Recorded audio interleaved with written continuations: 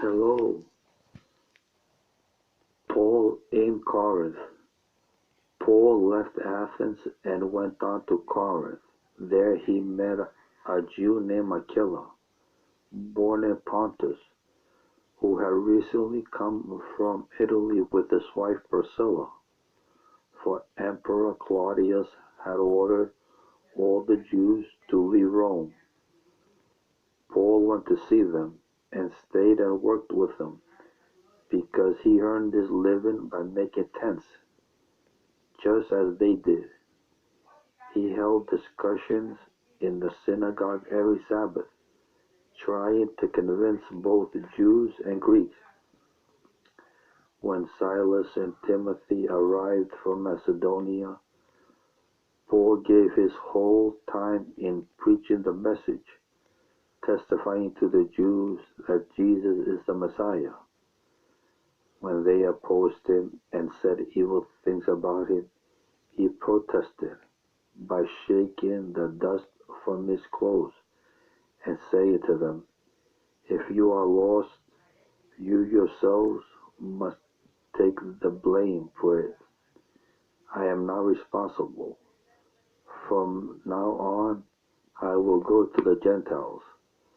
So he left them and went to live in the house of a Gentile named Titius Justus, who worshipped God. His house was next to the synagogue. Christus, who was the leader of the synagogue, believed in the Lord, together with all his family, and many other people in Corinth heard the message, believed, and were baptized.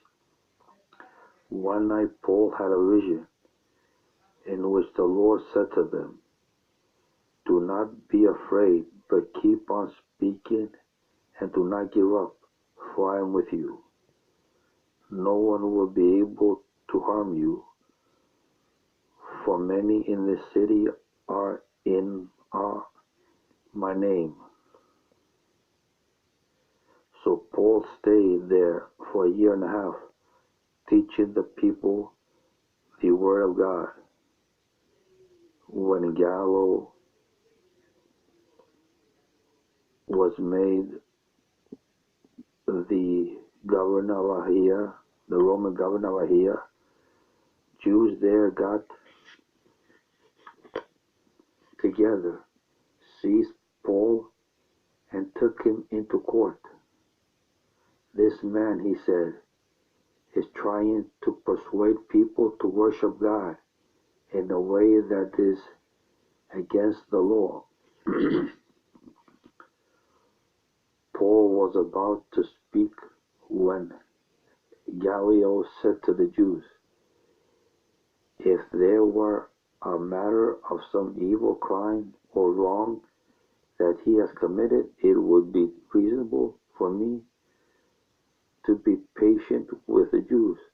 But since it is an argument about words and names and your law, you yourselves must settle it. I will not be the judge of such things." And he drove them out of the court. They all grabbed Sophates, the leader of the synagogue, and beat him in front of the court. But he did not bother Gallio a bit. Thank you.